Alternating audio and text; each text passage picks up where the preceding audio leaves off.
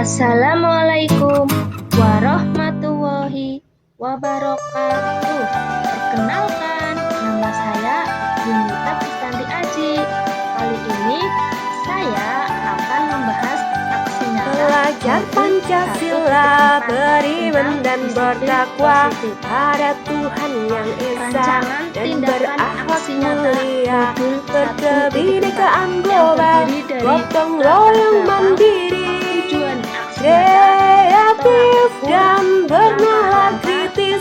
Belajar Pancasila, beriman dan bertakwa pada Tuhan yang Esa dan berakhlak mulia, berkebinekaan global, gotong royong mandiri, kreatif dan bernalar kritis. Oleh siswa dengan ketentuan ketika anak melanggar maka akan mendapat hukuman baik fisik maupun ucapan yang bersifat menyakiti.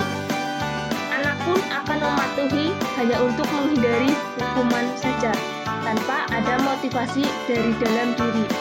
Rasa takutnya anak bukan lagi menciptakan lingkungan belajar yang nyaman dan berpihak pada anak. Maka perlu pemahaman disiplin positif di lingkungan sekolah. Tujuan aksi nyata yaitu menyebarluaskan pemahaman tentang budaya positif di sekolah agar tercipta lingkungan belajar yang berpihak pada anak, sehingga anak merasa nyaman dalam proses pembelajaran dan menumbuhkan motivasi internal dari diri anak untuk menaati keyakinan kelas. Tolak ukurnya, siswa mampu membuat kesepakatan kelas. Siswa mampu mematuhi kesepakatan kelas. Tindakan yang dilakukan, yang pertama, lakukan sosialisasi kepada seluruh warga sekolah. Yang kedua, menjelaskan kepada peserta didik tentang keyakinan kelas. Dan yang ketiga, membuat keyakinan kelas. Dukungan yang dibutuhkan yaitu peran aktif orang tua untuk membiasakan disiplin positif di rumah. Dan yang kedua, semua warga sekolah membiasakan budaya positif. Sebenarnya bermain, maka dalam proses pembelajaran sisipilah permainan tradisional, Bu. Permainan tradisional yang memiliki nilai karakter untuk anak. Anak senang pelajaran masuk, maka karakter juga akan tumbuh sendiri. Berikutnya, Bapak Ibu, adakah yang tahu makna disiplin? Pak Sulis, disiplin? Kenapa, Pak? Satunya.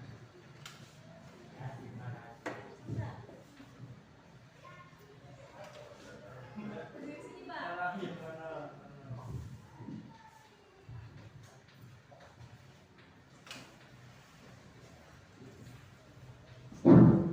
Terima kasih.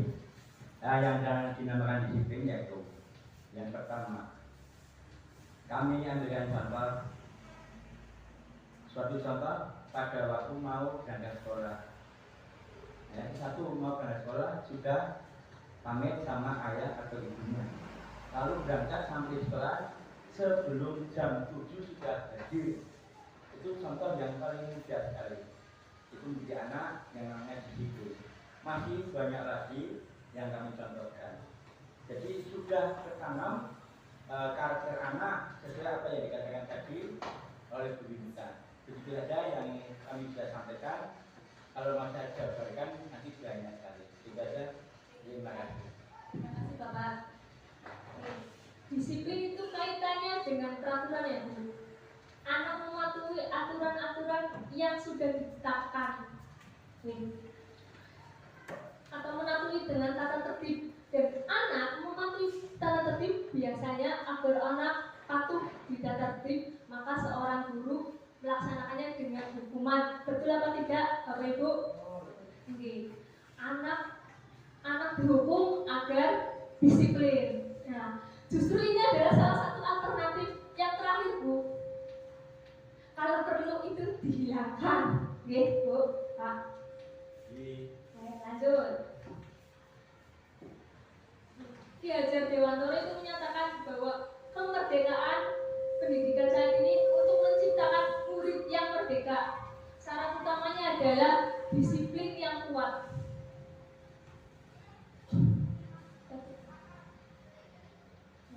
Teori motivasi perilaku manusia.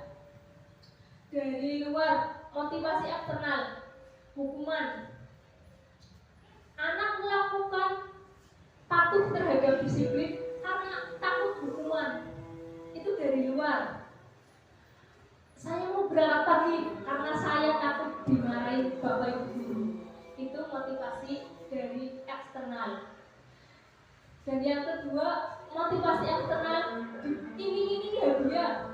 Nah, kalau kamu berangkat pagi, nanti guru kasih hadiah coklat. Anak mau berangkat pagi, tapi setelah coklatnya tidak ada, apakah anak masih mau berangkat pagi? Itu motivasi eksternal. Dan yang kita inginkan adalah motivasi internal dari diri anaknya sendiri. Anak ingin menghargai dirinya sendiri. Saya ingin berangkat pagi karena keinginannya sendiri, tanpa harus adanya hukuman, adanya iming-iming hadiah. Maka anak akan dengan kemauannya sendiri akan berangkat pagi. Untuk menciptakan budaya positif di lingkungan sekolah, kita butuh lingkungan yang positif dan pembuatan keyakinan kelas ataupun peraturan kelas.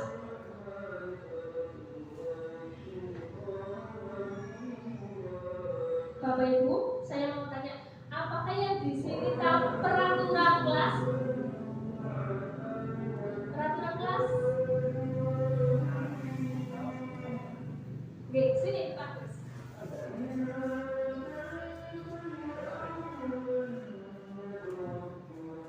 Peraturan kelas, apa yang dimaksud peraturan kelas adalah peraturan yang dibikin kesepakatan bersama antara guru dan siswa, dibuat untuk kebersamaan, kedisiplinan dan mengarah pada bukan dari gurunya sendiri, tapi kesepakatan antara guru dan siswa, sehingga dalam menjalankan pelajaran itu dilakukan. Terima kasih. Oke, peraturan kelas itu identik dari guru dan untuk dipatuhi oleh siswa. Peraturan guru yang buat, dilarang berangkat siang, dilarang membuang sampah di kelas, dilarang jalanan. Peraturannya dibuat oleh guru. Anak tinggal menaati saja. Nah, apa sih bedanya dengan keyakinan?